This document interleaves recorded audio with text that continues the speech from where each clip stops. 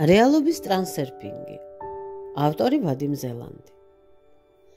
წინა თავებში უკვე ვისაუბრეთ გადაჭარბებულ მნიშვნელობასა და გადაჭარბებულ შეფასებაზე.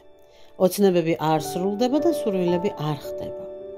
ხდება მხოლოდ წმინდა გადაჭარბებებისგან გათავისუფლებული განზრახვის რეალიზება.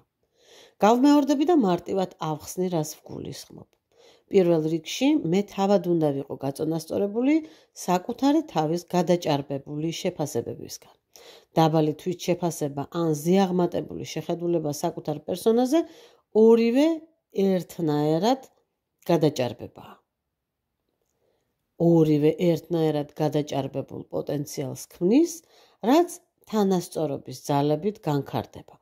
ანუ ორივე ერთნაირად დაისჯება და საფასური დაკარგული ენერგია ან სასურველისგან ძალიან შორს აღმოჩენაა. ყველანაირი შედარება მე ასეთი, ის ისეთი, მე კარგი, ის უარესი, ჩვენ კარგი რასა ან კარგი გენი და ისინი კი მეორე ხარისხოვანი, ეს არა მხოლოდ ჩვეულებრივი ამპარტავნება და არა ადამიანობაა, არამედ საკუთარი თავისთვის დიდი ზიანის მომყენებელი პოზიცია. ხელოვნურ პედესტალზე ქანქარა დიდხანს არ გაგაჩერებს. იგივეა თუ დაბალი თვითშეფასების პოზიციიდან ვუყურებთ და განვიხილავთ სიტუაციას. აბა მე ეს როგორ შემემთხვევა? მე ამის ღირსი არ ვარ. მე ხომ იმაზე თუ ამაზე უარესი ვარ. სამყაროს სარკე კი აბსოლუტური სიზუსტით ირეკლავს ყველაფერს და ასევე გიბრუნებთ. გამოდის რომ თქვენ ვერ იღებთ, რადგან თავად თვლით რომ არ იმსახურებთ, სხვაზე უარესი ხართ და ასე შემდეგ. ორივე სიტუაცია გადაჭარბებული უკიდურესობაა და გათანასწორებული იქნება აუცილებლად. თქვენი ოცნებები და სურვილები არასოდეს არ ახდება, თუ თქვენ საკუთარ თავის შედარებას, ამაღლებას, დაკნინებას, მოკლედ გადაჭარბებულად შეფასებას არ შეწყვეთ და არ ისწავლით, გიყვარდეთ საკუთარი ინდივიდი და არა სოციუმის აღიარებული მანეკენი. როგორებიც არ უნდა ვიყოთ, თითეული ჩვენთაგანი განუმეორებელი ინდივიდია და ამის გაცნობიერება უკვე საკმარისია ჯანმრთელი თვითშეფასებისთვის. ასევე სისულელეა საოცნებო ობიექტის გაღმერთება და გაიდეალება. რაც უფრო სანუკვარი და მიუღწეველი გეჩვენებათ სასურველი, მით უფრო ნაკლებია შანსი, რომ სანუკვარი ნივთი, მოვლენა თუ მდგომარეობა თქვენი რეალობა გახდეს. მაშ ასე, სურვილის ასრულების პირველი პირობაა დავწიოთ გადაჭარბებული მნიშვნელობა როგორც საკუთარი პერსონის, ასევე სასურველი ობიექტისა. როგორი ვარ მე? ინდივიდი, ღმერთის ქმნილება, ასევე როგორც ყველა სხვა დანარჩენი, ჩემი პლუსებით და მინუსებით, ანუ ჩვეულებრივი. დაიმახსოვრეთ, არაჩვეულებრივი ადამიანები არ არსებობენ. არა ვარსკვლავები, არა მეცნიერები, არა გენიოსები, როგორებიც არ უნდა იყვნენ, ისინი მაინც ჩვეულებრივი ადამიანები არიან და ჩვენ ყველა ერთნაირად ვიმსახურებთ იმას, რაც გვინდა და ვიღებთ კიდეც თუ სწორად ვასრულებთ ინსტრუქციას. როგორია ის, რაც მინდა? საოცარი, შესანიშნავი, განუმეორებელი. ეს სიტყვები რა თქმა უნდა შეგიძლიათ გამოიყენოთ, ოღონდ შეგრძნების, ემოციების დონეზე ნუ გადააჭარბებთ და ნუ დაემონებით, ნუ გახდებით მათზე დამოკიდებულნი. დავშვათ მინდა მანქანა და მე ვფიქრობ, რომ ის განუმეორებელია, ვგრძნობ, რომ ჩემთვის ძალიან სოლიდურია, რომ მე არ მიმუშავია ჯერ იმდენი, რომ ვიმსახურებდე. ის მხოლოდ კაი ტიპებს ყავთ, ან რომ ყავდეს ძალიან მაგარი ვიქნები.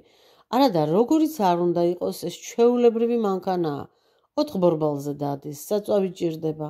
ხანდახან ისიც ფუჭდება და სულ რაღაც 2 წელიწადში უკეთესსაც გამოუშვებენ. ეს მაშინ, როცა თქვენ ავტომობილის ქონის სურვილი გაქვთ. რა ხდება მაშინ, როცა ის თქვენ უკვე გყავთ? დაფოფინებთ, უფრთხილდებით, გეშინიათ, არ დააზიანოთ და ამით სულ უფრო მეტ საფრთხეს უქმნით. რაც უფრო მეტია შიში, მით უფრო დიდია შანსი დაკარგვისა და ეს ეხება არა მხოლოდ ავტომობილს, იგივე ხდება სხვა ნივთებთან და ადამიანებთან ურთიერთობისასაც. ეს სულაც არ ნიშნავს, რომ არ უნდა მოვუფრთხილდეთ ან არ გვიყვარდეს. არა, უბრალოდ შევინარჩუნოთ საშუალო ოქროს შუალედი. არსებობს ასევე მესამე და ძალიან მნიშვნელოვანი გადაჭარბება. ხომ გაგიგიათ, თუ ძალიან გინდა, აუცილებლად ახდება. შეიძლება ამ გამოთქმაში იგულისხმებოდა თავდაპირველად დიდი სურვილი, როგორც დაუზარელი ხალისიანი ქმედების წყარო. გადაჭარბებული სურვილი არის პირდაპირი და სწრაფი გზა ამ სურვილის არ ახდენისკენ. იმდენად მინდა, რომ გავგიჟდები. იმდენად მინდა, რომ გადავირევი თუ არ მექნება. თუ ვერ შევძელი, კაპიკია ჩემი ფასი. თუ ასე არ მოხდა, რა აზრი აქვს სიცოცხლეს? ამგვარი მიდგომა, ამგვარი საუბარი და შესაბამისად ამგვარი განცდა თქვენი ურწმუნოებიდანაა გამომდინარე. თქვენ იმდენად არ გჯერავთ საკუთარი შესაძლებლობების, თქვენ სამყაროს იმდენად არ ენდობით, იმდენად გჯერავთ, რომ ეს შეუძლებელია და არ იმსახურებთ, რომ სურვილი ფსიქოსში გადადის და სულ უფრო შორსაა რეალობიდან. დააწიეთ სასურველის მნიშვნელობა. ამისთვის გამოფხიზლება და მდგომარეობის გააზრებაა საჭირო. უთხარით საკუთარ თავს, რომ ამით ხელს უშლით სურვილს რეალიზებაში, რომ ძალიან მინდა, არ იქნება სტოლია. შვიდად იარეთ წინ, ისე როგორც დილით პურზე მიდიხართ და დარწმუნებული ხართ, რომ მარკეტში პური ნამდვილად დაგხვდებათ. და თუ არ იქნა, სხვა მაღაზიაში შეხვალთ და იქ შეიძენთ. თქვენ ხომ განსაკუთრებულად არ იპრანჭებით, არ ემზადებით, არ ღელავთ პურის ყიდვისას. ეს უბრალოდ პურია, უბრალოდ მაღაზია და თქვენ ამას ძალიან მშვიდად და გაწონასწორებული აკეთებთ. ერთი სიტუაცია მინდა აგიღწეროთ. წარმოიდგინეთ, რომ რაღაც ძალიან სერიოზულ მიღებაზე ხართ. ირგვლივ ყველა გალანტური და მდიდრულად ჩაცმულია. თბილა, სასიამოვნო მუსიკა უკრავს, გემრიელ დესერტებს გთავაზობენ და ბოკალს ძვირად ღირებული შამპანურით გივსებენ. თქვენ იმდენად მოგწონთ ამ მშვენიერ ადგილას ყოფნა, რომ ამ მშვიდი მუსიკისა და კეთილგანწყობილი ადამიანების სიმშვიდის ფონზე ხელების ქნევას და ხმამაღლა ღრიალს იწყებთ, რომ აქედან წასვლა არ გინდათ ამ დარბაზიდან გასვლა და არც აპირებთ ასე მოიქცეთ. რაღა თქმა უნდა, თქვენი გარეთ გაძევებით მთავრდება ეს ყველაფერი. მოდის დაცვა, ხელებს გიგრიხავენ და გარეთ მიგაბრძანებენ. ხდება ის, რაც ასე ძალიან არ გინდოდათ და ასე ძალიან ეწინააღმდეგებოდით. შეიძლება უტრირებულია, მაგრამ ასეა. კიდევ ერთი მაგალითი. თქვენი მეზობლები ღამით კეიფობენ და ხმაურობენ. თქვენ კი დილით ადრე ხართ ასადგომი.